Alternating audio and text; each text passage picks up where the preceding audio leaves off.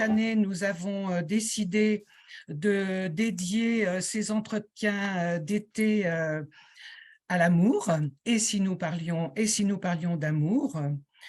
Et lorsque nous avons décidé en début d'année, Alain Noël et moi, de traiter d'amour durant ces entretiens d'été, eh bien nous nous en sommes ouverts à notre ami Jean Furtos. Jean Furtos, psychiatre, avec lequel nous avons déjà travaillé l'année dernière. Et il nous a encouragés et d'ailleurs nous a proposé de travailler, de réfléchir sur une déclinaison spécifique de l'amour qu'il a intitulé « L'amour empêché ». Mais malheureusement, Jean a dû être hospitalisé. Il est maintenant hospitalisé depuis 3 semaines et encore pour quelque temps. Alors, il nous demande ici, et nous le faisons bien volontiers, de vraiment l'excuser auprès de vous tous.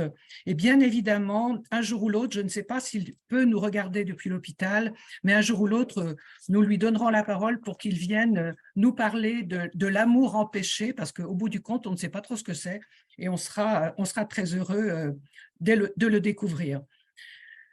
Et là, nous avons donc contacté Hervé Elie, parce qu'il nous fallait, il y a une semaine, trouver un autre conférencier. Et nous connaissons la générosité, d'une part, l'immense générosité et la culture d'Hervé Elie. Et il est là aujourd'hui, présent, et nous tenons vraiment à le remercier infiniment de la part de Jean Furtos, de notre part à nous tous au Collège maçonnique, et en particulier Alain Noël et moi. Et Hervé Elie, vous l'aviez déjà entendu l'année dernière puisqu'il nous avait parlé de violence et religion, mais aujourd'hui, il va nous parler d'amour. Et je crois que le plus beau message qu'il pouvait nous transmettre, c'était bien de nous parler du cantique des cantiques, mais je dirais à sa façon. Voilà, alors je vais laisser la parole à Alain Noël qui va vous présenter Hervé Elie.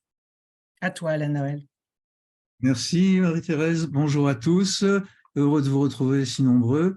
Et mes remerciements, comme ceux de Marie-Thérèse, à Hervé Elie Bokobza, dont je m'honore de l'amitié depuis maintenant une vingtaine d'années, lors d'une soirée à Barcelone dont il se souvient sûrement. Comment présenter Hervé Elie? Hervé Elie se présente, on pourrait le présenter comme talmudiste, mais ce serait trop réducteur.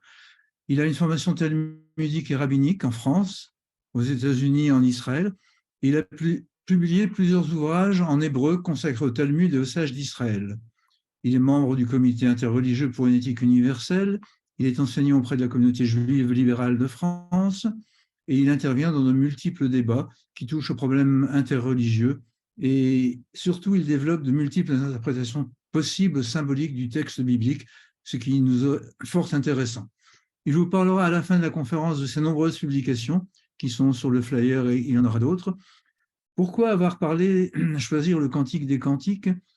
Tout simplement peut-être parce que dans la Torah, il existe quelques livres qui dénotent et qu'on n'attend pas à trouver dans le Tanakh. Le plus célèbre, c'est le Kohelet, bien évidemment, qui est presque nihiliste. Et puis, il y a le Cantique des Cantiques, le Shir HaShirim, le poème des poèmes, qui est un poème d'amour qui peut se concevoir de manière littérale, c'est la traduction du Pshat, de manière allégorique, c'est l'amour de l'Éternel pour son peuple élu Israël, mais de manière symbolique et interprétative, c'est l'interprétation du Drash, et ce que va nous proposer ce jour Hervé Elie. Je connais un peu le contenu de sa conférence, je vous le laisse découvrir. Hervé Elie, je te cède la parole après que Marie-Thérèse nous ait présenté les deux modérateurs. Merci Alain Noël. Je vais quand même présenter nos deux modérateurs. Donc, 2 modérateurs que vous avez, si vous nous suivez pour la 4e année, vous avez déjà rencontré Nadine et Olivier au cours de ces entretiens. Donc, Nadine Huss, qui est une sœur de la Grande Loge féminine de France depuis maintenant de nombreuses années, qui est de formation scientifique, qui a exercé à l'Institut Pasteur de Lille, à l'INSERM, dans toute l'industrie pharmaceutique, et qui, aujourd'hui retraitée, eh bien, s'est en fait reconvertie et elle est devenue psychothérapeute. Donc, il va être aussi intéressant d'entendre peut-être une de ces interventions. En tout cas, elle se fera aussi la porte-voix de vos interrogations. Olivier Baleine. Olivier Baleine, que nous connaissons bien aussi et que nous apprécions beaucoup. Olivier, qui est ancien maire adjoint, où il était chargé de la culture. Donc, vous imaginez un petit peu le bagage qu'il possède. Et s'il est aujourd'hui membre de la revue de la Grande Loge de France, Point de vue initiatique, ce n'est certainement pas pour rien. Voilà, donc comme vous le comprenez, Olivier est membre depuis longtemps aussi de la Grande Loge de France et nous sommes ravis également de l'accueillir ici une nouvelle fois pour ces entretiens d'été. Voilà, donc trêve, arrêtons là les propos et les discours. Donc, une dernière fois, avant de céder la parole à Hervé Elie, vos questions, vous les posez en utilisant exclusivement l'onglet Q et R. Et c'est donc Nadine et Olivier qui récupéreront les questions et qui les transmettront à Hervé Elie lorsqu'il aura terminé son exposé. Alain Noël et moi, nous allons disparaître de l'écran pour le moment et nous vous laissons donc avec notre conférencier. À tout à l'heure. Bon, alors bonsoir à tous. C'est toujours une joie de vous retrouver parmi vous et surtout que le sujet est un sujet qui me préoccupe particulièrement, d'autant que, pour entrer un petit peu dans l'intimité, je me suis marié en mars. Donc, ce sont des questions qui me taraudent l'esprit depuis de nombreuses années et qui me permettent de cheminer.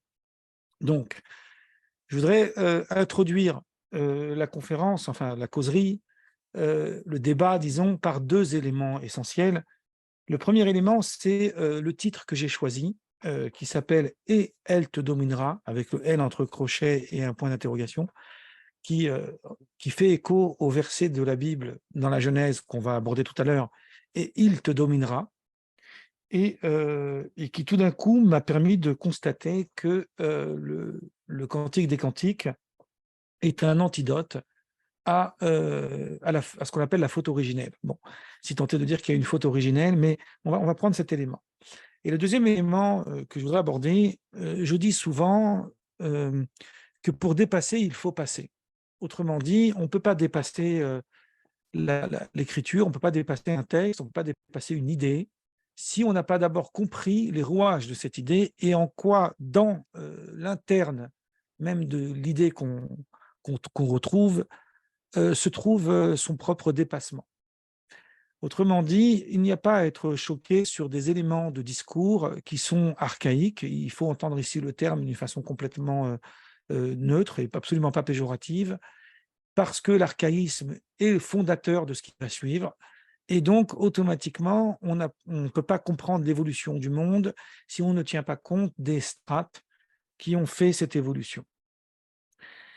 Donc, pour commencer le propos, voilà ce qu'il faut tenir compte. Il faut prendre en considération l'idée que le texte de la Torah et de la Bible, Ancien et Nouveau Testament confondus, et ça peut aller même beaucoup plus tard avec le Coran et même les textes philosophiques des temps anciens, parlent dans un contexte patriarcat, c'est-à-dire dans le contexte où c'est l'homme qui est présent dans la société. La femme est à l'intérieur, pour paraphraser les psaumes. Alors cette idée, elle nous choque, elle nous révulse évidemment, parce que le monde a évolué. Mais pour pouvoir passer du patriarcat à une société évoluée telle que la nôtre, même si aujourd'hui il y a un retour en arrière, j'y reviendrai peut-être dans le débat, il faut d'abord tenir compte de cette idée pour essayer d'avancer. Et il y a dans le contexte de la Torah plus particulièrement, des lois, des commandements, ce qu'on appelle en hébreu des mitzvot. Alors, je ne parle pas ici dans un contexte de croyance, je pose des éléments qui peuvent autant être audibles pour les croyants comme pour les athées, là n'est pas le sujet. La seule chose dont il faut savoir, c'est que les lois de la Torah ne sont pas toutes transcendantes. Elles sont pour la plupart immanentes. Qu'est-ce que j'entends par là? La différence entre la transcendance et l'immanente, pour faire le pédant en philosophie, on pourrait dire qu'il y a la phénoménologie qui détermine les concepts à partir de la réalité, et il y a des concepts qui préfigurent la réalité, qui préfigurent le réel. Je ne vais pas approfondir ce sujet-là, je pose cet élément comme exemple, c'est juste une analogie. Donc on pourrait imaginer, enfin pas on pourrait imaginer, on constate en lisant le texte de la Torah que certaines de ces lois et certains de ces textes sont transcendants, ils relèvent de ce qu'on appelle une révélation. Et il y a en revanche des lois qui sont aussi considérées comme étant révélées, entre guillemets, mais qui en réalité procèdent de la société existante. C'est-à-dire qu'il y a un cadre social dans lequel s'inscrit une loi.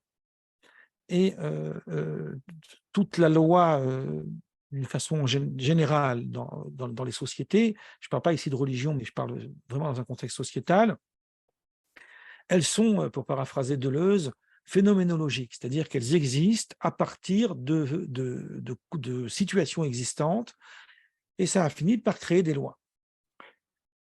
Pourquoi j'avance avec cette idée? Parce que le patriarcat est antérieur à l'écriture.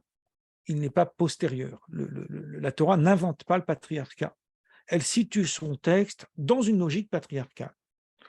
Donc, dépasser le caractère patriarcal du livre pour le rendre audible à une époque où on tente, à raison, de dépasser cette conjoncture, n'est pas en réalité un défaut sur le contexte de l'écriture, mais bien au contraire, c'est la manière de faire vivre l'écriture dans un autre contexte. Et ce qui est intéressant ici, c'est que la clé de l'antidote à ce fameux patriarcat se trouve dans le Cantique des Cantiques. Donc ça, c'est la première idée qu'il faut poser en avant. Maintenant, on va rentrer dans des notions qui peuvent choquer nos consciences, mais il faut raison garder et prendre ces éléments avec le dépassement nécessaire, sinon on ne pourra pas avancer pour comprendre. Alors, on va commencer par ce récit de la Genèse que tout le monde connaît, qui nous raconte une histoire assez étrange où la femme aurait été séduite par un serpent, elle aurait mangé une pomme, même si ce n'est pas une pomme, elle en aurait donné à son compagnon, et ça aurait provoqué une histoire dont on n'est pas encore tiré d'affaire. Le problème, c'est que dans ce mini-récit qui est très court, il y a donc Dieu qui va chercher d'abord des noises près d'Adam.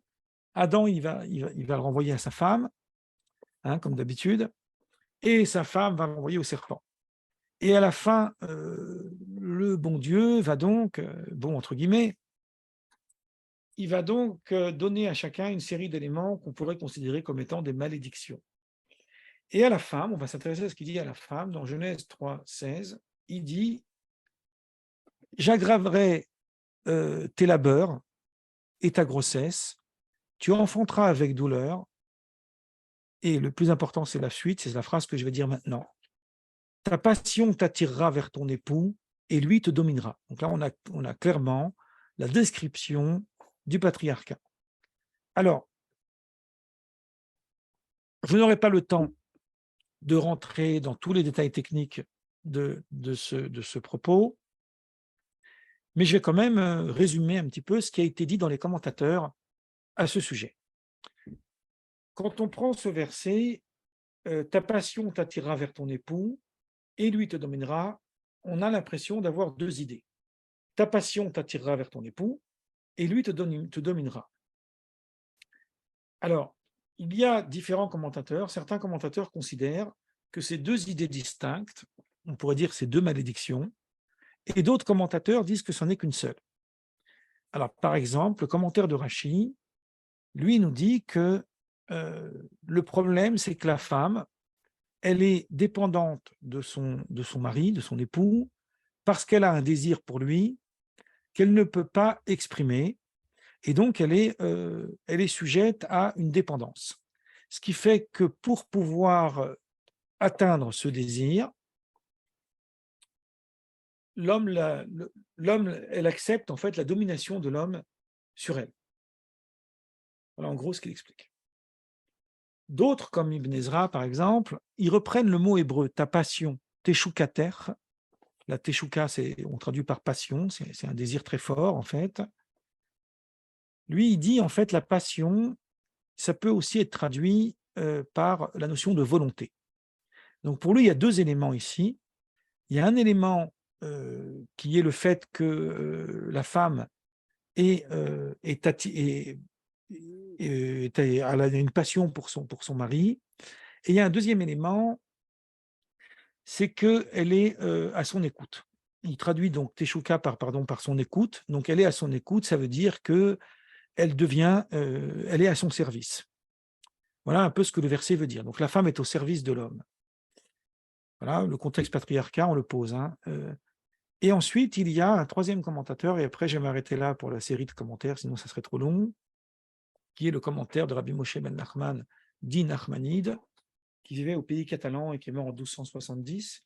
Tout à l'heure, à la Noël, a parlé de Barcelone, et ce rabbi s'est rendu célèbre pour cette fameuse dispute de Barcelone qui s'est passée en 1263. Et dans l'église où il y a eu cet événement, il y a une place où est indiqué cet événement historique, pour l'histoire juive en tout cas, qui a été très important. Je reviens à nos moutons. Et lui, en fait, Nachmani dit que, en réalité, qu'est-ce que ça veut dire ta passion t'attira vers ton époux? C'est qu'il y a bien ici un problème, une question de la passion amoureuse qui est liée au désir sexuel. Et lui te dominera, c'est dans le sens que la femme elle est à la servitude de l'homme. Mais quelle est donc la punition que la femme a suite au fait qu'elle ait mangé la pomme? C'est le fait qu'elle soit dans une servitude pour pouvoir obtenir de l'homme la satisfaction de son désir. Voilà en gros les explications des commentateurs. Alors, il ne faut pas dire aller vite et imaginer que les commentateurs légitiment ça. Il faut poser cette idée comme étant le sens du verset qu'on est en train de lire. Moi, sur ce verset, je vais poser une question simple. On fait une analyse un peu talmudique, vous allez voir, ça va être très simple. Je vais poser une question simple. Si on lit ce verset un peu vite, on a l'impression que le verset nie la passion masculine. Il ne retient que la passion féminine, ce qui pose un réel problème. On sait, et même d'un point de vue biblique, que l'homme aussi, il est esclave de son désir. Alors bien sûr, on peut le dépasser, on peut avoir un niveau d'initiation spirituelle qui nous permet de nous maîtriser, mais en général, le fait naturel est que l'homme est esclave de son désir. Ici, l'homme, c'est l'homme et la femme, on est tous les deux esclaves de notre désir au même titre. Il n'y a aucune différence. Mais si on devait parler de l'homme, alors la Bible, à profusion, met en scène cette idée. On peut donner plusieurs exemples, on en a très vite, sans même aller fouiller plus loin. On a Adam qui s'est laissé tenter par la femme en mangeant le fruit, et on comprend que cette tentation, elle vient du désir qu'il a pour elle. On sait que Jacob, pour l'amour qu'il a pour Rachel, sa femme, il a dû endurer 2 fois 7 ans de labeur chez son oncle, qui s'appelle Laban. Et l'histoire la plus connue dans la Bible à ce sujet, c'est Samson, avec ses fameux cheveux. Alors je dis souvent avec humour, je suis comme Samson, moi aussi j'ai ma force dans mes cheveux, qui va tomber dans le piège de séduction d'une femme. Il va être obligé donc de lui dévoiler le secret de sa force et enfin devenir la proie des Philistins. Ensuite, on a le roi Salomon et ses 1000 conquêtes, entre guillemets. Il y a un aphorisme que j'affectionne particulièrement dans les Maximes des Pères, qui est un traité moral du Talmud, qui dit « La jalousie, l'envie et les honneurs font sortir l'homme du monde, lui font perdre son discernement. » Donc, à mon avis, on commet une erreur d'avoir une lecture trop littérale de ce texte, d'être collé à la réalité du texte, et qu'il faut un dépassement, et que pour ça, il faut une interprétation. Je vais paraphraser une phrase que Rashi cite beaucoup dans son commentaire sur la Bible. Il dit, c'est le verset lui-même qu'il dit « Darshini, interprétez-moi ». C'est comme si c'était lui qui nous appelait et qui nous demandait d'être interprété. Donc là, il y a quelque chose qui ne va pas. On est en train de nous dire « ta passion t'attirera vers ton époux », et donc la femme devient forcément esclave de l'homme parce qu'elle a une passion qu'elle ne peut pas maîtriser. En tous les cas, elle a une difficulté pour la maîtriser. Alors qu'en réalité, dans la description biblique, on voit bien souvent, et peut-être même plus souvent encore, l'inverse, que c'est plutôt la passion de l'homme qui est souvent esclave du désir qu'il a pour sa femme. Donc pourquoi cette malédiction serait-elle adressée uniquement à la femme? Voilà la question que je vais poser. Quelle différence y a-t-il entre les deux? puisque si on s'en tient uniquement à la notion de désir, il y a une symétrie du désir chez les deux sexes. Il n'y a aucune raison de dire qu'il serait différent selon qu'on soit masculin ou féminin. Hein, le désir sexuel n'est pas genré dans la Bible, donc ça voilà, c'est déjà intéressant de commencer par là si on veut faire un travail sérieux. Donc, qu'est-ce que ça veut dire ta passion t'attira vers ton époux? Je vais aller plus loin, on va faire un peu de lecture talmudique en faisant un peu d'humour. Il y a souvent dans le Talmud des textes humoristiques, et le défaut des fondamentalistes, comme dit Amos Oz, un écrivain israélien, il dit le problème des intégristes, il y a dans un petit bouquin qui s'appelle « Comment guérir un fanatique », il dit le problème des intégristes, c'est qu'ils n'ont pas le sens de l'humour. Et parfois, il y a des textes du Talmud qui sont vraiment humoristiques, et les gens très, très, très pointilleux sur les textes et qui n'ont pas de recul, ils vont prendre trop littéralement ce genre de texte. Donc, il y a un texte dans le traité Yoma du Talmud qui nous dit que avant, dans les temps anciens, c'est pas historique, hein, on va prendre ça comme ça, le désir, la tentation à l'idolâtrie était comparable à la tentation à la luxure. C'est-à-dire que les gens qui allaient dans les temples des idoles, ils y allaient presque avec un fantasme de type très analogue au fantasme sexuel. Et donc, les rabbis se sont réunis pour anéantir cette tentation afin d'aider l'homme à ne pas tomber dans ce piège. Puis une fois qu'ils y sont parvenus, alors ils se sont dit, puisque le moment est propice, on va essayer de venir à bout aussi de la luxure. Et donc, ils ont réussi à venir à bout de la luxure. Et là, il y a une phrase intéressante, il y a un prophète qui se révèle à eux et qui leur dit, prenez garde, si vous tuez la luxure, si vous l'anéantissez, le monde entier sera détruit. Donc, ils vont l'emprisonner. Et à ce moment-là, lorsqu'on va chercher des œufs au marché, on ne va pas en trouver parce que les poules et les coqs vont faire grève. Voilà, en gros, hein, c'est pour ça que c'est un texte assez amusant. Et donc, ils vont comprendre que ce n'est pas possible d'anéantir la luxure. Donc, le texte est humoristique, mais il parvient finalement à une conclusion sérieuse. Il n'y a pas de possibilité d'empêcher le désir sexuel. Alors, il y a une possibilité de se maîtriser, évidemment, mais on ne peut pas anéantir la tentation. Pourquoi? Alors, quand je dis pourquoi, ce n'est pas pourquoi on ne peut pas anéantir la tentation, mais c'est pourquoi le texte, finalement, on arrive à cette conclusion. Parce que d'un point de vue talmudique, toute sexualité procède du désir. Que ce soit une sexualité qui soit légalisée par la Torah, dans le cadre d'un mariage légal, ou que ce soit un adultère, un interdit, même si lorsque c'est un interdit, alors le désir est plus fort, on a un verset dans les Proverbes qui nous dit « les eaux volées sont plus douces et le pain dérobé est plus délicieux », la nature du désir, elle est la même.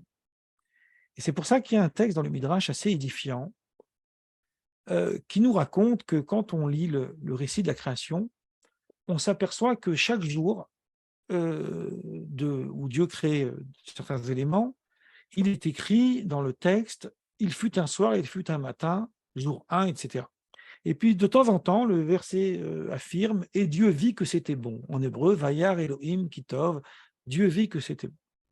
Et à la fin de la création, le dernier verset de tout le récit, Genèse 1, 31, là-bas il est dit voici cela, l'œuvre de la création, Veine, Tov Meod, était extrêmement bon. Il y a une valeur ajoutée au bien qui est la notion de Meod, la notion du très bon. Alors, le Midrash pose la question, qu'est-ce que c'est très bon? Donc le Midrash, c'est un texte issu de ce qu'on appelle la littérature globale talmudique, ou plutôt le Talmud est issu de la littérature globale midrashique, pour être plus précis. Et donc, c'est un texte qui a un peu de la même époque. Donc, ce texte se pose la question, pourquoi le verset, tout d'un coup, parle d'un méod, d'un surplus de biens? Et là, le Midrash dit une chose extravagante. Il dit « était bon » renvoie au bon penchant, c'est la notion du bien. « Extrêmement bon » c'est la notion du mal. C'est l'inclination au mal de l'homme. Donc, le méod renvoie à l'inclination au mal. Et comment le mal peut-il devenir mieux que le bien? Voilà une question intéressante. On anticipe presque sur la conception de Nietzsche, sur l'au-delà du bien et du mal. Et voilà ce que répond le Midrash. Si l'homme n'avait pas de mauvais penchant, il ne construirait pas de maison, il n'épouserait pas de femme, il n'enfanterait pas. Ainsi que le roi Salomon a dit dans Qoéleth, Alain Noël nous a parlé de Qoéleth tout à l'heure, « J'ai vu que tout labeur et toute réussite ne sont que jalousie de son prochain. » Qu'est-ce que ça signifie? Le bon penchant, on pourrait l'illustrer par la conscience. La conscience, c'est une donnée froide. Elle n'est pas là pour nous séduire, elle est là pour nous dire ce qu'il faut faire et ce qu'il ne faut pas faire. Le mauvais penchant, en revanche, c'est tout ce qui relève de la passion, du désir, la dynamique, la satisfaction, le plaisir. Ce qu'il a besoin, l'inclination au mal de l'homme, ce n'est pas forcément de commettre des crimes, mais c'est que tous ces actes soient constitutifs d'un désir, d'un plaisir, d'une satisfaction. Et si l'homme n'a pas cet élan dynamique, tous ces actes tombent en désuétude, deviennent froids. Donc, ils ne peuvent pas se réaliser comme il faut. Donc, si l'homme n'avait pas de tentation à la sexualité interdite, il ne pourrait pas avoir de désir, même dans le cadre de la procréation. Donc, il ne pourrait pas enfanter. Le Talmud est réaliste, si on veut. Il prend l'homme dans sa psyché, dans son caractère psychologique, et il définit, on a besoin du désir de l'interdit pour commettre les bonnes actions. Voilà en gros ce qu'il faut désirer de ça, ce qu'il faut déduire de ça. Donc, c'est quoi en fin de compte le problème qui existe dans la question de cette fameuse malédiction, puisqu'on comprend maintenant que la tentation au désir, elle est similaire entre l'homme et la femme, c'est seulement le fait que la femme ne puisse pas réclamer son désir explicitement. Pourquoi? Parce que dans le contexte patriarcat, il y a une certaine domination masculine sur le féminin qui fait que la femme, pour ne pas passer pour une femme de petite vertu, il faut mettre des très gros guillemets, là, vous le mettez à la taille que vous voulez, ce n'est pas mon sujet, mais je le pose pour qu'on comprenne bien. Alors elle va étouffer son désir en elle, elle va en souffrir. Voilà ce qui va se passer. Donc ta passion t'attirera vers ton époux, laisse place à une domination du sexe masculin sur la femme. Bien sûr, l'homme, il peut être esclave de sa passion, mais lui, dans le contexte social, il peut mieux concrétiser son désir. Il a plus de facilité. Voilà pourquoi cette malédiction, elle est plus spécifique à la femme. Une fois qu'on a dit ça, on va maintenant, donc là, on est dans un premier palier en fait du discours où on définit le patriarcat biblique à partir de la, entre guillemets, malédiction qui a été faite à Ève une fois qu'elle a mangé la pomme, et que cette malédiction est constitutive en fait du patriarcat, qui fait que la femme souffre parce que son désir sexuel ne peut pas s'affirmer aussi facilement que le désir sexuel de l'homme. Voilà, on a résumé. Maintenant, on va voir que bizarrement, le Cantique des Cantiques répond à la clé de cette énigme. Je vais, avant de passer au Cantique des Cantiques, où on va voir que donc il inverse la passion, et donc c'est très important cette idée d'inversion de la passion. Je vais tout d'abord introduire. Lorsqu'il y a une injustice sociale, on parle par exemple de la devise de la République, liberté, égalité, fraternité. Bon, est-ce qu'elle existe encore? Vaste question. Imaginons qu'elle existe encore. Qu'est-ce que c'est que la liberté? On ne va pas la définir maintenant, mais l'idée, c'est que la liberté, c'est pour tout le monde. Qu'est-ce que c'est que l'égalité? C'est que l'égalité, c'est pour tout le monde. Qu'est-ce que c'est que la fraternité? C'est que la fraternité, c'est pour tout le monde. Si la liberté, elle est pour les uns et pas pour les autres, elle n'est plus une liberté puisqu'elle est un objet d'aliénation de l'autre. Ça, c'est une idée très claire et très évidente. Or, si moi j'ai un pouvoir sur l'autre, un pouvoir social, parce que je suis d'un rang supérieur, parce que je suis dans un père de famille qui peut dominer sur ses enfants, bon, je ne parle pas d'éducation, je parle vraiment d'une domination qui n'est pas légitime, à partir de là, la transgression, entre guillemets, ici, la transgression morale sur le concept d'égalité ou sur le concept de fraternité ou de liberté commence dès lors que je joue de cette domination sociale pour dominer l'autre. Autrement dit, il y a deux cas de figure. Il y a le cas de figure d'un patriarcat où l'homme refuse de jouer sur cette domination sociale pour créer une relation égalitaire avec sa femme, avec son épouse, et aussi avec ses enfants. Et il y a celui qui profite, qui instrumentalise quelque chose, une donnée sociétale, pour en faire un objet de domination. Donc, le désir de la femme devient une souffrance si l'homme joue de cette situation. Mais si l'homme refuse de jouer de cette situation et qu'il accepte la réciprocité du désir, donc la femme ne souffrira pas de, entre guillemets, cette malédiction. Or, il se trouve que le Cantique des Cantiques inverse la passion. Alors, si je reprends le texte de la Genèse, chapitre 3, verset 11, ton désir, en parlant à la femme, c'est Dieu qui s'adresse à la femme, ton désir t'attirera vers ton époux, donc lui te dominera. Mais dans le Cantique des Cantiques, chapitre 7, verset 11, le verset nous dit, donc c'est la femme qui parle, « Je suis à mon bien-aimé et ses désirs se portent vers moi. » La phrase est inversée. C'est maintenant l'homme qui est assujetti à son propre désir pour aller vers la femme. Donc pourquoi cette inversion? Donc, à partir du Cantique des Cantiques, on comprend qu'il n'y a plus de domination de l'homme sur la femme. Au contraire, il est question d'un désir harmonieux. On n'est plus dans une frustration qui rend possible le fait que lui te dominera, et on n'est pas non plus, encore moins, dans le déni d'expression de l'attente de la femme. Au contraire, c'est par la réciprocité du désir que la sexualité crée une harmonie entre les deux. Et là, on peut citer un verset des Proverbes qui nous dit « De même que pour l'eau, où le visage répond au visage, lorsque vous approchez votre visage d'un ruisseau, d'une rivière, vous voyez votre visage apparaître, ainsi le cœur de l'homme en est du cœur de l'homme pour l'homme. » Ça veut dire qu'il y a réciprocité. Le vrai désir amoureux suppose une réciprocité. Sinon, c'est bancal, ça ne peut pas tenir. Pour que ça existe, il faut une réciprocité. Alors, je voudrais tout d'abord rentrer dans un problème un peu théologique. Je dis tout d'abord, mais on est déjà presque au milieu, hein, mais ce n'est pas grave, c'est ma façon de parler. Ne vous inquiétez pas, j'aurai fini à temps pour le débat. Il y a, dans le contexte judéo-chrétien, cette fois je convoque les deux, un grand débat pour savoir pourquoi le Cantique des Cantiques fait partie de la Bible. Qu'est-ce que ce livre érotique, et voire même plus que érotique, fait partie de ce texte? Alors, la littérature rabbinique et chrétienne, les penseurs chrétiens disent la même chose, disent qu'en réalité, c'est une forme allégorique de l'amour de Dieu pour le peuple d'Israël.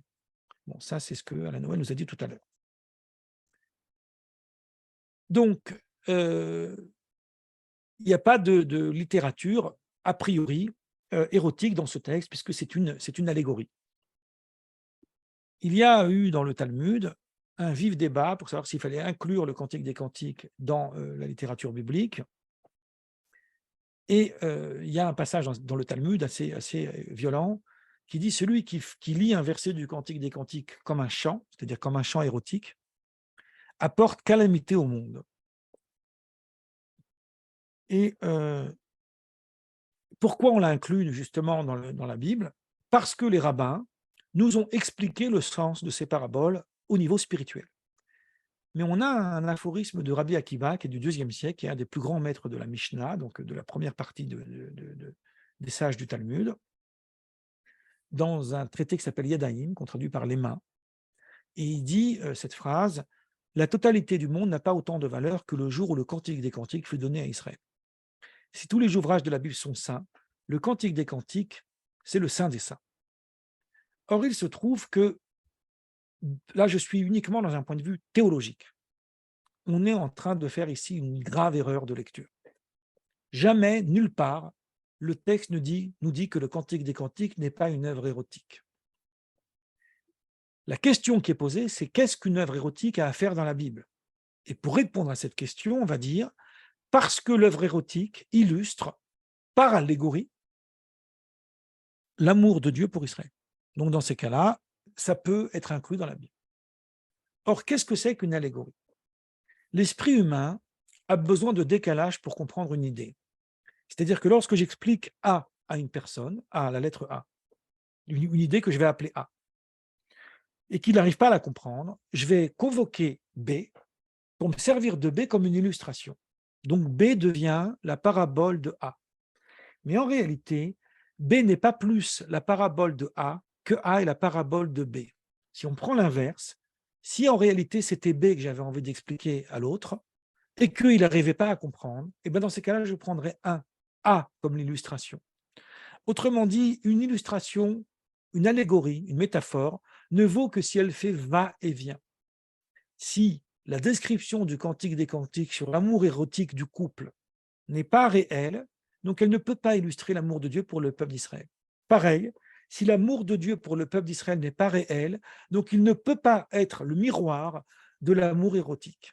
Donc il faut d'abord prendre le texte tel quel, comme un texte érotique, pour comprendre ensuite, au travers une dimension spirituelle, en quoi il définit l'amour de Dieu pour Israël. Mais si je n'ai pas l'érotisme dans le texte du Cantique des Cantiques, alors ce texte, il est bon pour être mis à la poubelle. Ça, c'est le point de vue théologique. C'est une erreur qu'on a fait de ne pas comprendre comme ça. Donc maintenant qu'on a dit ça, à savoir que autant l'amour charnel illustre l'amour de Dieu pour Israël, autant l'amour de Dieu pour Israël renvoie à l'allégorie littérale de l'amour charnel et érotique du couple, on va essayer de comprendre pourquoi il y a, d'un point de vue théologique, encore une fois, et peut-être même aussi d'un point de vue philosophique et aussi psychologique, une inversion du désir dans le Cantique des Cantiques, et en quoi cette inversion du désir permet une guérison, en fait, de la faute originelle. Alors, dans les textes rabbiniques, on a l'idée que la femme, elle représente la terre. On a plusieurs textes talmudiques qui nous disent que la femme représente la terre.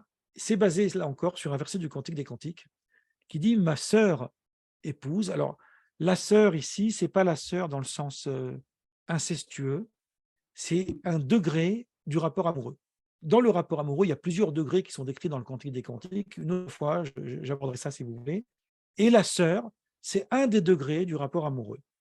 Donc, quand le bien-aimé parle de sa bien-aimée, il l'appelle aussi ma sœur, épouse, est un jardin fermé. Qu'est-ce que ça veut dire? C'est-à-dire qu'elle est un jardin qui attend qu'on puisse y semer pour enfanter, pour engendrer le monde. Et la terre, la notion de terre, elle a plusieurs sens en hébreu, dont un sens qui est Eretz. C'est ce mot qui va nous intéresser. Eretz, vous avez Eretz Israël. Eretz, ça veut dire la terre, mais ce n'est pas la terre dans le sens la glaise, c'est la terre dans le sens global. Et le mot Eretz, c'est un dérivé du mot ratz, qui veut dire courir, mais qui veut dire courir par désir. Parce que c'est en fait le mot ratzon. En hébreu, ani rotse, je veux. C'est une notion de désir. Et le Midrash nous dit pourquoi Dieu il a appelé la Yavasha, le sol, il l'a appelé Eretz, parce qu'elle a désiré satisfaire la volonté de Dieu.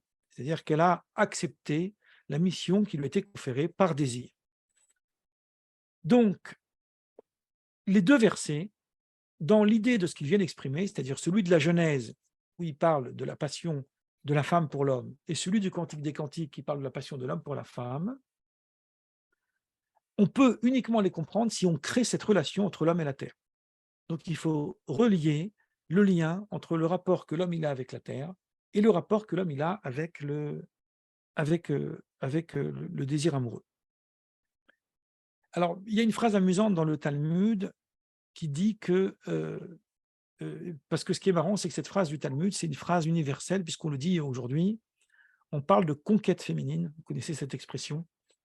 Il y a la notion de conquête quand on acquiert l'amour. Et le Talmud dit que l'homme qui cherche la femme, c'est comme une personne qui va chercher un objet. C'est une notion de conquête. Il va conquérir un objet. Or, le verset dans la Genèse nous dit « Croissez et multipliez, remplissez la terre et conquérez-la, et non pas soumettez-la », c'est une mauvaise traduction. Le sens, c'est « conquérez-la », c'est la notion de conquête. Alors, puisque le verset juxtapose les deux idées, on comprend qu'il y a un lien intrinsèque entre la notion de croissez et multiplier et la notion de conquête. Qu'est-ce que ça veut dire? Pourquoi il y a un lien? Parce que on acquiert, en fait, on arrive à avoir, à acquérir cette rencontre avec l'être féminin à travers la conquête, au même titre qu'on fait une conquête de la terre. Donc, qu'est-ce que ça veut dire? Ça veut dire que la relation amoureuse qui est initiée par l'homme, elle procède d'une domination puisqu'elle est le fruit d'une conquête. Donc, elle est le fruit d'une guerre. Voilà en gros ce qu'il va falloir comprendre. La Genèse est en train de nous décrire l'initiation du désir amoureux par l'homme, puisque c'est lui qui domine la femme. Donc la femme, lorsqu'elle a un désir pour l'homme, elle ne peut pas le concrétiser, elle ne peut pas le manifester. Donc lorsque le désir amoureux il est initié par l'homme, lorsque c'est lui qui a les rênes en main, alors ça passe par la guerre et par la conquête. C'est pour ça que le verset met en lien croissez et multipliez et l'idée de conquérir la terre, puisque la femme, c'est une allusion à la terre. En revanche, lorsque c'est l'inverse, lorsque ta passion t'attira vers ton époux, donc là, c'est le cantique des cantiques, là, on n'est plus dans la notion de conquête, on est dans l'harmonie, on est dans la pacification du désir. Et cette idée, qui est une idée a priori claire en fonction de ce que nous venons d'expliquer, est en réalité exprimée noir sur blanc dans le livre de Jérémie. Donc on va citer un verset du livre de Jérémie, quelques versets du livre de Jérémie, qui, chapitre 31, du verset 21 au verset 25, qui disent exactement ce que je suis en train de dire. Donc il faut relier Genèse 3.11, Cantique 7.7.11 et Jérémie 31, 21, 25 pour avoir un panel complet de ce que nous essayons d'expliquer ce soir. Voilà ce que nous dit le livre de Jérémie. Reviens, Vierge d'Israël, reviens dans ces villes qui sont à toi. Jusqu'à quand seras-tu errante, fille égarée? Car l'Éternel crée une chose nouvelle sur la terre, la femme recherchera l'homme. La femme recherchera l'homme. Alors en hébreu, c'est Nekeva tesovev gever, qu'on traduit par recherchera, mais ça peut être aussi entourera. Ça veut dire que le désir amoureux procédera en fait de l'initiation de la femme. Ainsi par l'Éternel des armées, le Dieu d'Israël, voici encore ce que l'on dira dans le pays de Juda et dans ses villes, quand j'aurai ramené leurs captifs, que l'Éternel te bénisse, demeure de la justice, montagne sainte. Là s'établiront Juda et toutes ses villes, les laboureurs et ceux qui conduisent les troupeaux, car je rafraîchirai l'âme altérée et je rassasierai toute âme languissante. De quoi s'agit-il? De quoi ce verset nous parle? On a dit allusion entre la terre et la femme. Mais ici, l'allusion est inversée. Jérémie nous parle de la conquête d'Israël, je vais y revenir tout de suite, et pour illustrer la conquête d'Israël, il fait la métaphore inverse, donc, à partir de la femme qui initie le désir amoureux. Pourquoi il choisit de parler du désir amoureux initié par la femme et pas du désir amoureux initié par l'homme? Alors, d'un point de vue de l'histoire biblique, je ne suis pas dans l'histoire des historiens, même s'il y a des liens avec l'historicité, il y a eu deux conquêtes de la terre d'Israël. Enfin, en tous les cas, il y a eu deux moments où le peuple d'Israël est rentré dans sa terre. Je ne parle pas du contexte politique actuel, c'est un autre sujet. Il y a eu avec Josué, ça s'est terminé avec le roi David, à la mort de Moïse, ils sont rentrés en Terre Sainte. Au début, ils ne pouvaient pas rentrer parce qu'il y a eu les explorateurs, il y a une longue histoire dans le livre des Nombres, peu importe, on ne rentre pas dans les détails. À la mort de Moïse, Josué, il a accompagné le peuple, ils ont fait des guerres, et ils ont conquis cette terre. Ils n'ont pas conquis l'intégralité de la terre, elle a été finalisée par le roi David, qui par la guerre a conquis Jérusalem, mais il ne pouvait pas construire le temple parce que ses mains étaient pleines de sang, donc il a fallu qu'il cède la place à son fils le roi Salomon, qui lui était un roi de paix, pacifique, pour qu'il construise la maison de Dieu, donc pour qu'il construise le temple. En 586 avant notre ère, ça c'est vrai d'un point de vue historique, Nabuchodonosor, le roi de Perse, a conquis la terre d'Israël et il a chassé le peuple hébreu, le peuple juif de sa terre. Et ils ont été en Babylonie. Ils sont restés 70 ans et vers moins 515, le roi Cyrus, qui a été appelé loin de Dieu, a permis au peuple d'Israël de retourner sur sa terre. Donc, quelle est la différence, nous disent les commentaires talmudiques, et le Talmud lui-même le dit d'ailleurs, et c'est même aussi dans certains versets bibliques, sautons les détails. Entre le premier instant où Israël a conquis cette terre et le deuxième instant, c'est que le premier instant, ça s'est passé par des guerres, alors que le deuxième instant, ça a emprunté des voies pacifiques. Or, Jérémie se situe à cette époque-là. Il prédit que les captifs d'Israël reviendront sur cette terre. De quelle manière? De la même manière qu'un jour viendra où Dieu créera une chose nouvelle sur la terre, c'est la femme qui recherchera l'homme. Autrement dit, à ce moment-là, ce n'est plus en fait l'homme qui cherchera à aller vers la terre par le biais de la conquête, mais c'est la terre qui appellera ses habitants au travers son désir que les habitants reviennent. Et lorsque c'est la terre qui désire les habitants, alors ça ne se passe plus par le biais de la guerre. Et il y a un commentaire un peu plus récent du 19e siècle, et on a bientôt fini, qui est un rabbin qui s'appelle Meir Leib, qu'on appelle le Malbim. Et voilà ce qu'il écrit, je vais vous traduire en français son texte, qui est clairement, c'est presque un résumé de tout ce qu'on vient de voir. Il dit le verset, donc il reprend le verset de Jérémie, car l'Éternel crée une chose nouvelle sur la terre, la femme recherchera l'homme. L'allégorie illustre ici la terre comme une femme et le peuple qui s'y installe comme un mari qui s'unit à elle. C'est ainsi qu'il est dit, donc il cite Isaïe 62,5, comme un jeune homme s'unit à une vierge, tes fils s'uniront à toi, et comme la fiancée fait la joie de son fiancé, ainsi tu feras la joie de ton Dieu. De même que l'usage du monde veut que ce soit l'homme qui cherche la femme et pas l'inverse, ainsi ce sera aux hommes d'accéder à la terre par le biais de conquête, donc c'est une allégorie, hein, le rapport entre la femme et l'homme, du rapport entre l'homme et la terre. Par contre, à l'époque du Second Temple, lorsque les exilés du Babylone sont revenus, du fait que ce retour s'est fait par l'intermédiaire du roi Cyrus, il n'a pas été nécessaire d'avoir recours aux guerres de conquête. Donc c'est la terre elle-même qui a désiré ses habitants. Et ceci illustre le désir amoureux que l'homme a pour la femme. Donc Jérémie, en fait, il décrit que un jour viendra où la domination masculine, fruit du patriarcat, du non-patriarcat, sera dépassée par l'initiation du désir amoureux de la femme et qui, elle, créera un contexte pacifique dans la relation amoureuse. Un contexte qui n'a pas besoin de cantique, qui n'a pas besoin, pardon, de conquête. J'ai dit cantique parce que je vais parler du cantique tout de suite. Or, il se trouve une chose intéressante. Vous savez que les Juifs attendent le Messie. On espère qu'il viendra avant que je termine ma conférence. Hein, faisons un peu d'humour. Et que le Messie est censé ramener les exilés sur sa terre. Et Nachmanide, qu'on a cité au début de notre conférence, écrit dans son commentaire sur le Cantique des Cantiques qu'à la fin des temps, les exilés dispersés parmi les peuples mettront à leur tête un chef, le Messie, fils de David, et avec l'autorisation et le soutien des peuples du monde, ils retourneront en terre d'Israël. C'est-à-dire qu'il nous dit que le réel retour n'est légitime que s'il passe lui aussi par des voies pacifiques, c'est-à-dire par le désir initié par la femme, si on reste dans l'illustration. Donc, qu'est-ce qu'on va déduire de ce que nous venons de voir? On déduit de ce que nous venons de voir que pour dépasser en fait le patriarcat et entre guillemets la malédiction de la Genèse, il faut passer par le désir amoureux initié par la femme. Parce que lorsque la femme, elle initie le désir amoureux, alors il y a une pacification de la relation. Et la notion de conquête et donc de lutte est mise de côté. Car l'Éternel crée une chose nouvelle sur la terre, la femme recherchera l'homme. Il y a un texte du Zohar qui nous dit que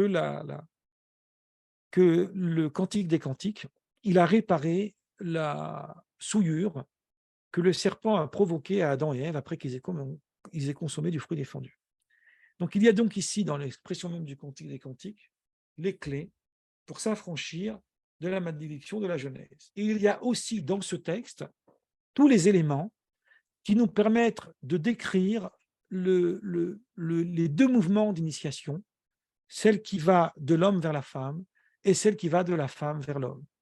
Voilà, je vous remercie pour votre écoute et maintenant on peut passer au débat. Voilà, bonjour à tous à nouveau et merci de votre présence aussi nombreux. Donc les questions, on a forcément un temps limité. Beaucoup de questions sont arrivées. Je rappelle à tout le monde, certains ont commencé à l'utiliser, que vous avez en bas de l'écran la fonction de questions et réponses Q&R qui vous permet de les poser et on va essayer de pouvoir solliciter Hervé et Élie pour pouvoir répondre à tous. Et Hervé Elie, qui est toujours extraordinaire à entendre parce qu'il est non seulement exégète, mais vous l'avez compris, il est également conteur dans la manière de nous passer les textes. Voilà. Moi, je vais démarrer simplement parce qu'il y a eu un certain nombre de choses sur le contexte et des interrogations qui viennent sur l'origine du texte, la manière dont il a été placé dans la Bible, et comment fait-on aujourd'hui pour avoir une lecture contemporaine de ce texte si particulier avec l'interprétation à 4 niveaux qu'évoquait Alain Noël et qui a été repris ensuite dans la Lectio Divina. Quel est son caractère universel? Quel enseignement on peut en tirer aujourd'hui? Alors, je ne sais pas si dans ce que j'ai expliqué, il n'y a pas déjà quelque chose, une clé qui ouvre déjà à l'universel. Je dis souvent que tout texte qui n'est pas universalisable, il est périmé, il est caduc. Et je cite à ce sujet un passage du Talmud qui nous dit toute prophétie qui a été nécessaire aux générations suivantes a été écrite, et toute prophétie qui n'a pas été nécessaire aux générations suivantes n'a pas été écrite. Qu'est-ce que ça signifie? Ça signifie que pour qu'un texte porte en lui le label d'être un texte révélé, il faut 2 conditions. Première condition, il faut que ce soit Dieu qui se révèle à un prophète. Et deuxième condition, il faut que ce texte continue de faire sens. Dès lors que ce texte il cesse de faire sens, il cesse d'être une révélation puisqu'il n'a pas besoin d'être écrit. Autrement dit, tous ces textes-là renvoient à un contexte particulier que j'ai expliqué au début de la conférence, qui préfigure l'écriture du texte. Ici, en l'occurrence, c'est le contexte patriarcat. Mais on a plein d'autres références, d'autres éléments qu'on pourrait amener en exemple.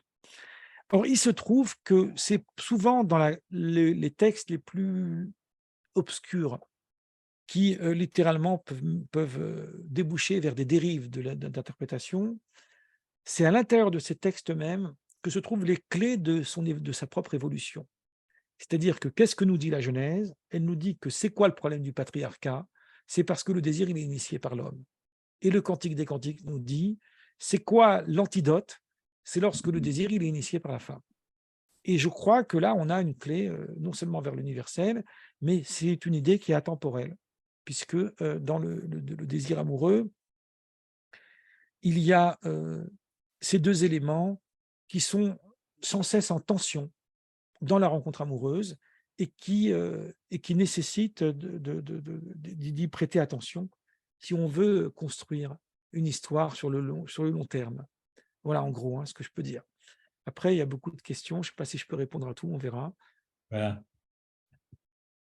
En tout cas, l'idée d'associer le Cantique des Cantiques à une forme de retour d'exil est particulièrement séduisante. Voilà, donc une question d'un de nos internautes. Si l'on considère que la Genèse n'est pas d'inspiration hébraïque, mais la transcription d'un texte sumérien antérieur à 2000 ans, est-ce que ce patriarcat n'est donc pas que la norme sociétale du peuple suméro-assyrien? Qu'en pensez-vous? Moi, je n'ai pas de connaissance à ce sujet. Ce que je sais, c'est qu'évidemment, ces textes-là ont une antériorité, même s'ils sont anciens, et qu'il faut tenir compte de cette antériorité. Mais je pense sincèrement, effectivement, que les textes n'ont pas inventé le patriarcat. Ça, j'en suis convaincu. Ils n'ont pas inventé, pas plus qu'ils ont inventé le contexte des esclaves. Voilà, toutes les catégories qui sont décrites dans les religions, dans les textes dits révélés, entre guillemets, qui décrivent en fait des situations qui n'ont heureusement plus cours aujourd'hui, sont en réalité des prises en compte de la réalité de l'époque. Et pas l'inverse. Ce n'est pas le texte religieux qui impose un patriarcat. C'est le texte religieux qui détermine des lois sociales à partir du patriarcat. Alors, il y a eu certainement des dérives, mais la base, c'est ça. Donc, je pense que dans le texte qui décrit le patriarcat à travers la faute d'Adam et Ève, cette faute entre guillemets, une autre fois, peut-être on fera un débat là-dessus, est en réalité une prise en compte de la société. Et que le Cantique des Cantiques, tout d'un coup, par un air poétique et érotique, nous révèle quelque chose d'autre, nous révèle son propre dépassement, si on veut. Voilà, donc je prends pas les textes d'un point de vue de l'historicité, je prends les textes d'un point de vue de leur cohérence interne et dans une logique midrashique, c'est-à-dire dans une logique où j'essaie de chercher ce qui fait sens et pas chercher à pinailler, non mais ce texte a été écrit à telle époque, donc à telle époque on disait comme ça, ou à telle époque on disait comme ça. Je trouve ça intéressant, mais c'est réducteur quand on veut rentrer vraiment dans la philosophie de l'interprétation du texte. Voilà en gros ce que je peux dire à ce sujet. Merci Alors, Hervé Elie. Pour essayer de reprendre, il y a de très nombreuses questions et différentes questions qui reviennent sur des aspects féminins et qui reviennent sur la notion d'exil. Donc, l'exil étant assimilé à la perte de la terre et donc en l'occurrence de la femme. Et la question est la suivante, est-ce que ce serait ça la clé de l'inversion du retour vers Israël? Et je vais regrouper ça avec deux autres questions, toujours enfin, par association d'idées. Il y a une question, je la livre brute, comme on dit, interprétation littérale. Et si le Messie était une femme? Et puis, une autre question qui fait référence à l'interprétation d'Annick de Souzenel, où la femme, c'est non pas la femme forcément en tant que telle, mais le féminin de chaque être, donc dans la partie non accomplie de chaque être. Alors, toutes ces idées sont justes. Alors, je vais faire une métaphore, je vais faire une boutade humoristique. Je sais que le Messie n'est pas une femme parce qu'il serait déjà venu depuis longtemps. Voilà, fermons la parenthèse. Donc, alors, j'ai écrit un bouquin il y a quelques années qui s'appelle De la violence juive, excusez-moi de me citer. Et dans ce texte, j'arrive à une impasse sur la question du messianisme. Et je montre que d'un point de vue des textes, en mettant les textes bout en bout et en essayant de chercher leur cohérence, la croyance en la venue du Messie est une croyance et ce n'est pas une réalité concrète. C'est-à-dire que les Juifs attendent un Messie qui sera toujours à venir. C'est ce que dit Lebovitch, un grand intellectuel juif du XXe siècle, un grand érudit. Il disait la phrase que les Juifs disent à la synagogue, « Je crois en une foi parfaite, en la venue d'un Messie qui vient ». Il dit « qui vient » en hébreu, chez Yavo au futur. Ça nous montre qu'un Messie déjà venu, c'est déjà un faux Messie. Autrement dit, l'attente messianique, c'est une dynamique du contexte juif. C'est une idée. Certains attendent réellement un homme qui viendra libérer Israël de je ne sais quoi. Moi, je pense plutôt que cette idée, elle fait sens quand elle reste en suspens. Voilà, en gros, hein, pour aller vite. Alors, je suis un peu hérétique sur la base, mais ce n'est pas très grave. Et donc, oui, effectivement, je suis tout à fait d'accord avec ce qui est dit. Je suis d'accord avec Annick de Souzenel que le féminin, c'est le féminin qui est en nous, et qu'en réalité, la notion d'altérité, c'est parce que l'homme veut tomber amoureux de... Alors, je ne parle pas du désir homosexuel, parce que je ne le suis pas moi-même, donc je ne peux pas décrire quelque chose que je ne connais pas, mais j'imagine qu'il y a une chose qui ressemble à ça aussi chez les homosexuels, mais dans un contexte du désir inversé, hein, lorsque l'homme désire la femme et la femme désire l'homme, en fait, ce que nous désirons dans le désir sexuel de la femme, c'est que la femme nous révèle notre féminité et la femme cherche à ce que l'homme lui révèle sa masculinité et que l'homme il est en quête de sa féminité et que la femme est en quête. Tout ça, je suis tout à fait d'accord avec ça. Simplement, il ne faut pas que ces idées-là elles fassent écran à la réalité que l'homme recherche la femme et que la femme recherche l'homme et que le Cantique des Cantiques décrit en fait ce va-et-vient d'une façon, je trouve, extrêmement magistrale. Voilà, en gros, hein, pour répondre. Alors, il y avait d'autres questions, je crois. Il y Je avait sais pas si d'ailleurs, puisque tu viens de l'évoquer, une question pour dire pourquoi est-ce que le Cantique des Cantiques se trouve à cet endroit-là dans les textes bibliques? C'était la première Alors, question. je ne sais pas ce que c'est que cet endroit-là, parce que dans la Bible chrétienne, ce n'est pas du tout le même ordre. Dans la Bible juive, il y a 3 parties dans la Bible. Il y a la Torah, il y a ce qu'on appelle les prophètes et il y a ce qu'on appelle les écrits ou les hagiographes. Le Cantique des Cantiques est un livre tardif qui fait partie des hagiographes. Il y a 5 livres qu'on appelle des mégillotes, des rouleaux. Il y a le livre d'Esther, il y a l'Ecclésiaste, il y a le livre de Ruth, il y a, alors il y en a un, les Lamentations, et il y a le Cantique des Cantiques. Et le Cantique des Cantiques fait partie des 5 mégillotes. C'est un livre qu'on a attribué au roi Salomon. C'est important d'attribuer au roi Salomon parce que c'est presque bibliographique. Pareil pour le Cantique pour les Proverbes et pour Qoéleth, donc l'Ecclésiaste. Et que ce n'est pas sa place dans la Bible qui est intéressante, c'est la nature de ce texte. La nature de ce texte, c'est que c'est un texte d'inspiration, mais d'interprétation. C'est-à-dire qu'il n'est pas un texte mis au même rang que les textes prophétiques, puisqu'il procède déjà d'une lecture qui est faite sur le texte, puisque le poème amoureux décrit un désir amoureux qui est en miroir avec, on vient de le voir, hein, avec le cantique, avec la Genèse, en apportant un élément de réponse. Il n'y a pas dans la Bible juive, ce n'est pas la même place que dans la Bible que vous avez quand vous achetez une Bible au magasin. Voilà. Hervé Elie, oui, j'avais une question. Donc, en fait, pour rejoindre celle-ci, en fait, pourquoi ce texte du Cantique des Cantiques se situe entre l'Ecclésiaste et Isaïe? Parce Mais j'ai qu'il a déjà ça. répondu, c'est la question auquel j'ai Alors, répondu tout à l'heure. alors, voilà. Donc, je la posais pour cette personne. Sinon, fondamentalement, quel est le vrai désir de la femme? Ah. Au départ, vous avez Est-ce- parlé du désir de la femme après qui est inversé. C'était le désir de l'homme. Mais fondamentalement, quel est le vrai désir de la femme? Et est-ce que le désir justement de cette femme n'est pas que son mari la désire, enfin, que Alors, l'homme la moi, désire? je suis mal placé pour expliquer le désir de la femme. Ce que j'essaye de faire, c'est de comprendre le désir de ma propre femme et je suis comblé je suis comblé parce qu'elle comprend mon propre désir. Il y a quelque chose de subtil dans la notion du désir. La notion du désir, c'est quelque chose de subtil qui parfois peut s'exprimer par des choses anecdotiques et qui en réalité ont une profondeur dans les gestes, dans le regard, dans la parole, dans l'acte, aussi prosaïque soit-il. Ce que le texte que j'ai abordé dans les versets là, que j'ai cités, on parle de l'initiation du désir. Le contenu du désir peut s'exprimer de différentes manières et on pourrait parler des heures là-dessus. Je sais que vous n'avez pas le temps de passer des heures et moi aussi, je vais devoir faire d'autres choses, mais c'est tellement important que je voudrais toucher un mot. En fait, le désir, c'est par définition quelque chose qu'on n'a pas. On désire quelque chose qu'on n'a pas et une fois qu'on a, on ne la désire plus. Donc comment coïncider en fait le désir amoureux avec avec l'amour en tant que tel qui lui alors si je devais définir l'amour en une phrase, je dirais que qu'est-ce que c'est que l'amour? C'est vivre l'éternité dans le clin d'œil de l'instant. J'avais fait une autre conférence dans le cadre du campus maçonnique où j'avais relié en fait cette fois-ci le Cantique des Cantiques à Coëlette. Peut-être qu'on fera ça une autre fois. Et j'avais montré dans cette conférence qu'en fait Coëlette résout l'énigme du désir amoureux du Cantique des Cantiques qui n'aboutit pas. Parce qu'en réalité, ce texte ne raconte aucune rencontre.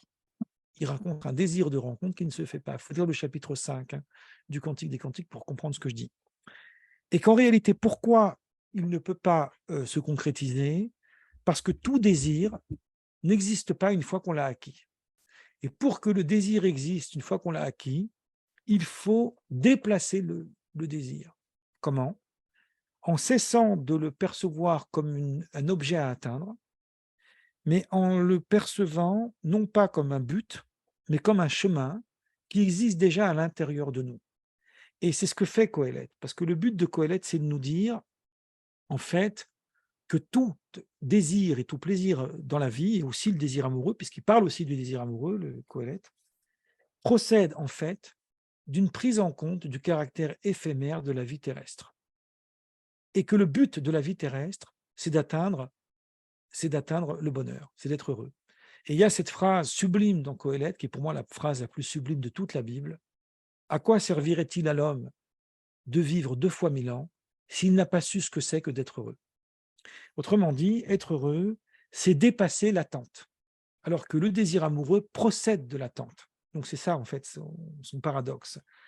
Donc le désir, le contenu du désir peut s'exprimer par des éléments de la vie qui sont des éléments très anecdotiques. Ça peut être au moment où on épluche des légumes, ça peut être au moment où on va faire les courses, ça peut être le moment où on va se promener, où on fait des choses qui n'ont a priori pas de lien avec la sexualité, mais qui en réalité créent un décor, créent une situation qui est un prétexte à la relation amoureuse. Et c'est ces éléments-là qui, mis bout en bout, suscitent une émotion, un désir, après la manière dont il s'exprime.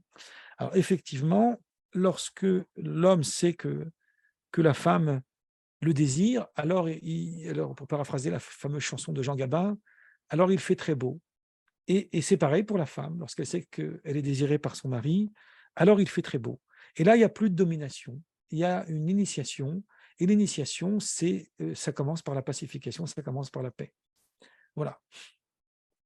Du coup, J'ai une autre question. Est-ce qu'on a besoin d'érotisme pour exprimer l'amour? Et la question suivante, après je passerai la main. Dans la religion juive, le Cantique des Cantiques est exprimé tous les vendredis lors de Shabbat Non, c'est le et Shabbat. également lors de la fête de Pessah, sauf erreur de ma part. Oui, oui. Donc, pour quelle raison? Est-ce un ode à la femme, puisqu'on dit que la femme est quand même sur un piédestal dans la religion israélite? Alors, première question, c'était, alors, rappelle-moi la question, parce que j'avais pensé A-t-on à la besoin réponse. d'érotisme pour Ah oui, exprimer l'amour? alors, je vais être un petit peu, peut-être réducteur dans une soirée aussi spirituelle. Je pense que oui, on a besoin d'érotisme et je pense que c'est le sens du midrash que j'ai cité sur le extrêmement bon, justement, et que non seulement on a besoin d'érotisme, mais on a besoin d'interdits. Et cet interdit, c'est les eaux volées sont plus douces, etc. Alors, ça ne veut pas dire qu'il faut commettre des interdits, ça veut dire qu'il faut cette aspiration et que ce rapport érotique dans le couple crée un élan. Alors, il faut, l'érotisme n'existe pas s'il n'y a pas une réciprocité du désir. Sinon, il y a, et ça c'est aussi dans la tradition juive, le Maïmonide, par exemple, dans son texte, l'écrit très clairement, il y a une notion, c'est très moderne à ce que je dis, il y a une notion de viol qui est décrite par Maïmonide, y compris dans le cadre du couple légal. Parce que si la femme ne désire pas son mari, alors il y a une interdiction. Il faut l'amener à ce qu'elle désire. Il faut créer d'abord, susciter en elle ce désir. Donc ce désir, il est suscité par une attente qui est de l'ordre de l'érotisme. Il ne faut pas en avoir peur, il faut au contraire se laisser porter par cette idée. Et il n'y a pas de culpabilité religieuse sur le sujet. Au contraire, ça fait partie de ce qu'on appelle la mitzvah, ça fait partie d'une chose qui est recommandable. Alors le Shabbat, oui, effectivement, c'est l'accueil de la bien-aimée qui est comparé au Shabbat, donc on va dire le Cantique des Cantiques, et comme Pessah, c'est le moment où Dieu se révèle à Israël pour le libérer d'Égypte, alors il y a aussi cet instant où il y a le rapport au Cantique des Cantiques. Après, c'est une question de coutume, mais c'est bien voilà, de créer ces liens. Alors, il y a d'autres questions, mais est-ce qu'on ne sait pas. Je vais peut-être poser une question complémentaire pour revenir, puisque le texte a un caractère extrêmement charnel et érotique.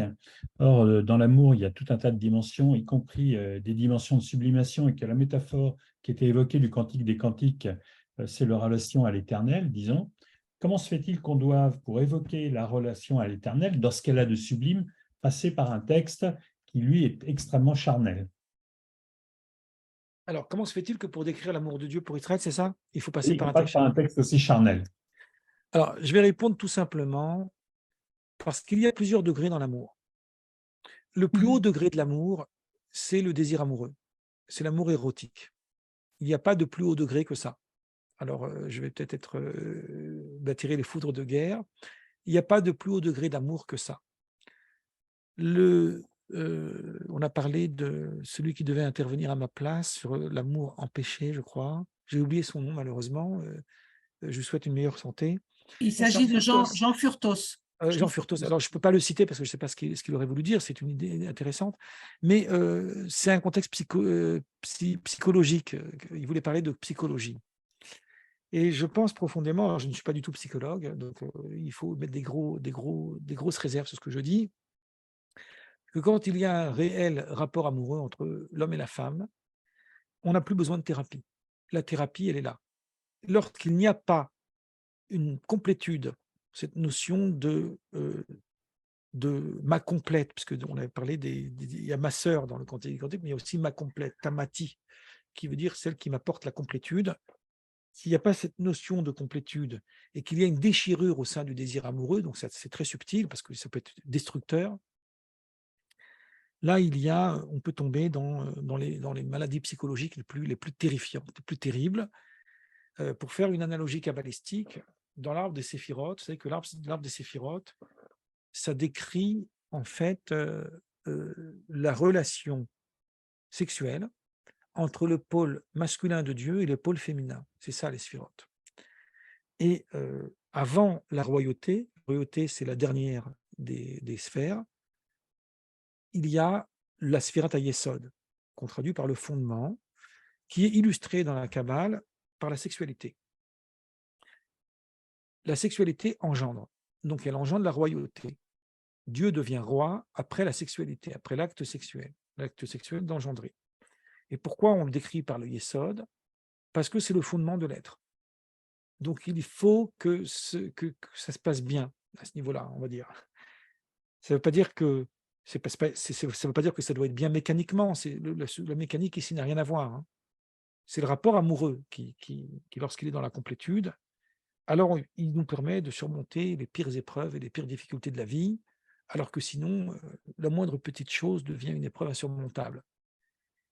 Et donc, le désir amoureux pour Israël, ou pour l'humanité, hein, parce qu'il faut prendre ça au sens universel, le désir amoureux de Dieu pour l'humanité ou pour Israël, ne peut pas être audible à l'homme s'il n'emprunte pas la description du désir amoureux le plus ultime. Voilà pourquoi il y a ce lien. Il y a ce lien du rapport amoureux entre l'amour de Dieu, parce qu'on aurait pu penser que l'amour de Dieu, c'est quelque chose de beaucoup plus élevé, alors qu'en réalité, c'est le miroir. Voilà ce que c'est l'amour de Dieu, c'est ça, c'est cet amour-là, c'est ce degré d'amour qui atteint l'ultime, qui atteint le degré presque métaphysique, où l'homme, en réalité, n'y a pas accès, sauf si, justement, il admet le caractère éphémère. Vous avez ce fameux film, Les ailes du désir, où il y a cet ange qui choisit, en fait, de renoncer à l'éternité de la vie des anges pour accéder à l'amour. Donc l'amour, c'est l'éternité dans le caractère éphémère de la vie, dans le clin d'œil de l'instant. Une fois qu'on a compris ça, alors voilà, on peut comprendre les métaphores et les allusions qui sont faites dans les autres degrés, dans les autres catégories d'amour. Alors du coup, d'ailleurs, ça me fait penser à l'un des sermons, un petit extrait de l'un des sermons, des 85 sermons que Saint Bernard a fait sur le Cantique des Cantiques, où il dit ceci, qui rejoint exactement ce qui vient d'être dit. Lorsque vous pensez aux deux amants, il faut que vous vous représentiez non pas un homme et une femme, mais le Verbe et l'âme. Oui, tout à fait. Oui. Du coup, mais quand on parle de ce merveilleux amour, c'était curieux de l'associer à la notion de la faute. Alors, faute entre guillemets, hein, j'ai compris qu'il y a 3 guillemets de départ. Est-ce que l'amour en tant que tel n'est pas innocent par nature? Donc, exonérer toute faute. L'amour, il faut distinguer l'amour de son accession. On a expliqué avant, parce que les questions qui me sont posées me renvoient à d'autres catégories qui nécessiteraient un débat à part. Pour répondre à cette question, je vais en poser une autre. On dit souvent, on dit ça des juifs et des jésuites, quand on leur pose une question, ils répondent par une question, et avec humour, je dis, parce qu'il y a une phrase talmudique qui dit « la question d'un sage, c'est la moitié d'une réponse ». Donc le premier, quand il pose sa question, il apporte la moitié de la réponse, et le deuxième, quand il pose sa question, il apporte l'autre moitié. Donc je vais répondre à cette question par une question. La question c'est pourquoi le désir amoureux,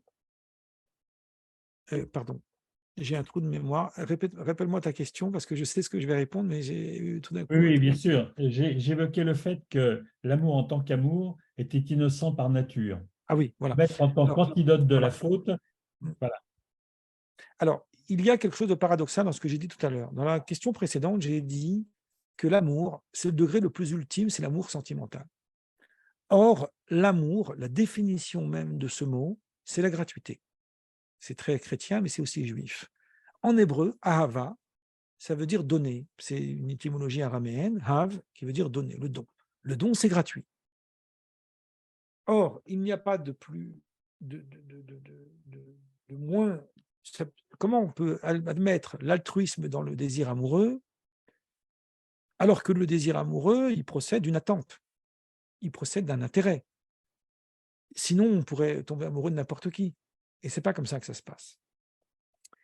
Alors, en réalité, la gratuité dans l'amour naît d'une attente. C'est-à-dire qu'il faut d'abord un désir intéressé pour arriver au désintéressement. Il y a cette phrase du Talmud, qui est un manuel antique ancien, qui nous dit « Mitor shelo lishma balishma ». c'est à l'intérieur de l'intéressement dans l'action que naît le désintéressement. On ne peut pas arriver au désintéressement pur si on n'a pas d'abord un intérêt dans ce qu'on est en train d'engager. Donc, dans la quête du désir amoureux, il y a deux choses. Il y a un élément qui nous séduit, qui crée en nous l'envie de désirer l'autre, mais une fois que cette envie est là et que l'amour est installé, alors il n'y a plus de limite. On est dans le domaine de l'altruisme absolu, dans le domaine de la gratuité pure. Ça veut dire que, en fait, l'amour, il est gratuit d'un côté, mais cette gratuité naît d'abord de la prise en compte de nos propres attentes. Il ne faut pas avoir peur de nos attentes, au contraire. Ce sont elles qui construisent l'élément de la relation qui vient plus tard. Donc, maintenant, j'en viens, alors si tu me répètes ta question, parce que tu vas avoir le lien tout de suite. Donc, j'évoque la notion de l'amour qui est innocent par nature. Voilà. Donc, en réalité, voilà, l'amour innocent, qu'est-ce que c'est? C'est la deuxième strate. Ce n'est pas la première. La première, on ne peut pas commencer dans l'innocence. Et c'est pour ça que, quand j'ai parlé de la faute originelle, j'ai mis des guillemets, parce que l'humanité procède d'une faute, parce qu'il n'existe pas d'humanité sans la faute. C'est-à-dire qu'il faut que l'homme transgresse pour qu'il puisse s'élever ensuite, qu'il puisse s'élever par le rapport à la réparation. Donc, le désir amoureux, il est d'abord par le désir de l'interdit, on l'a expliqué, mais une fois qu'on a ce désir de l'interdit et qu'on atteint l'ultime, alors là, on n'a plus besoin de toutes ces chaînes, on s'en libère et on est dans l'amour à l'état pur. Voilà. Est-ce que ça rejoint cet amour à l'état pur, la notion grecque d'agapé? Oui, ça rejoint le Cantique des Cantiques décrit des notions qui sont très similaires. Alors, il y a beaucoup de questions, je vois, je ne sais pas si on a répondu à tout. Peut-être en prendre une dernière. Je surveille l'heure. Non, moi, ce n'est pas pour l'heure, moi, je suis là, c'est pour vous. Hein. Voilà. Oui, mais pour tous ceux qui nous regardent, je pense, surveille un peu l'heure quand même. Écoutez, vu la teneur de la soirée, il me semble naturel que ce soit Nadine qui pose la dernière question. Merci Olivier. J'ai compris le message. En tous les cas, je m'excuse auprès des autres si on n'a pas pu répondre à tout le monde, mais en tout cas… Merci Olivier. En fait, je voulais, comme tout le monde, je voulais remercier Hervé Elie pour cette brillante explication du Cantique des Cantiques. J'aurais d'autres questions, bien évidemment, les origines, qui a écrit le Cantique des Cantiques, puisque c'est assez flou selon certains textes. Et que pensez-vous, Hervé Elie, de la position de Lévinas, qui dit que le désir est une caresse? Oui, Lévinas, c'est jamais loin dans mes réflexions. Oui, c'est une belle image. Mais si c'est une caresse, c'est-à-dire que c'est une étape. Donc, c'est ce que je disais, hein, c'est qu'il y a désir, et une fois qu'il y a désir, alors après, on va plus loin. Il y a une métaphore amusante qui est citée par Roland Barthes dans Fragment d'un discours amoureux, où il raconte l'histoire d'une courtisane qui dit à un prétendant « Je serai à toi si tu restes assis 100 jours et 100 nuits à ma fenêtre, sur un tabouret. » Donc lui, il va rester 99 jours, 99 nuits, et ensuite, il va prendre son tabouret, il va partir. Alors lui, il ne dit pas plus, il faut lire ce bouquin, parce que c'est assez amusant, il n'en dit pas plus, mais en fait, question, pourquoi il part? Et en fait, chacun peut donner son interprétation. Moi, de mon point de vue, il part parce que justement, alors il dit ça, Roland Barthes, mais c'est même dans le Talmud, on voit cette même idée, et d'ailleurs c'est le chapitre 5 du Cantique des Cantiques, que le désir amoureux procède d'une attente. On est tout le temps dans ce contexte de l'attente. Et qu'en réalité, qu'est-ce que c'est que l'attente? L'attente, c'est la condition d'évaluation de mon degré d'attente, c'est de ma capacité à attendre l'autre. Or, l'attente, c'est un piège. C'est-à-dire que moi, j'attends l'autre, mais pourquoi l'autre me fait attendre? Alors, c'est dommage parce qu'il y a un texte de Soloveitchik, qui est un des plus grands penseurs juifs du XXe siècle, extraordinaire sur le sujet, mais une autre fois, on fera ça, et qui décrit cette problématique. Et en fait, ce qu'il y a, c'est que en réalité, si l'attente est limitée à 100 jours, c'est que pour être disposé à attendre, il faut attendre à l'infini, il n'y a pas de limite. Mais que de l'autre côté, quand on exige de l'autre une attente, c'est qu'on n'est pas prêt. Donc il y a un paradoxe. L'attente, c'est la manifestation de « je suis prêt », la preuve j'attends, et l'attente, c'est la manifestation de quelque chose qui nous repousse. Et en réalité, si cet homme avait été prêt spirituellement à attendre 100 jours, alors la chose, elle aurait été concrétisée dès le premier jour. Si elle ne l'a pas été dès le premier jour, c'est qu'en fait, son initiation n'était pas bonne. C'est pour ça qu'à bout de 99 jours, il a compris qu'il devait partir. Et si bien qu'il n'a pas pu vivre le clin Voilà. d'œil de l'instant. Voilà, il n'a pas pu vivre C'est le ça. clin d'œil de l'instant, exactement. J'ai bien retenu. Ouais, ouais. En tout cas, c'était assez extraordinaire d'entendre tout ça parce que quelque part, en même temps, je regardais toutes les conférences qui nous attendent et que l'on a essayé de décliner sur cette thématique de l'amour. Et je me disais que toutes ces conférences allaient, chacune à leur manière, avec les intervenants qui viendront nous rejoindre, nous amener à justement nous pencher un petit peu sur tout ce que tu as pu évoquer ce soir durant cette soirée spirituelle et érotique, je dirais, du cantique des cantiques, qui était sans doute assez inattendu pour beaucoup. Alain Noël, tu veux conclure? Je voudrais d'abord remercier Hervé Lee d'avoir, non pas au pied levé, mais à main levée et à parole levée, nous donné une conférence passionnante. Du reste, nous avons un peu dépassé le temps et il y a encore beaucoup de monde qui nous écoute et je le remercie. Je pense qu'il serait bon qu'il puisse nous présenter quelques-uns de ses livres qui pourraient contribuer à éclairer nos auditeurs spectateurs, s'il veut bien en citer quelques-uns.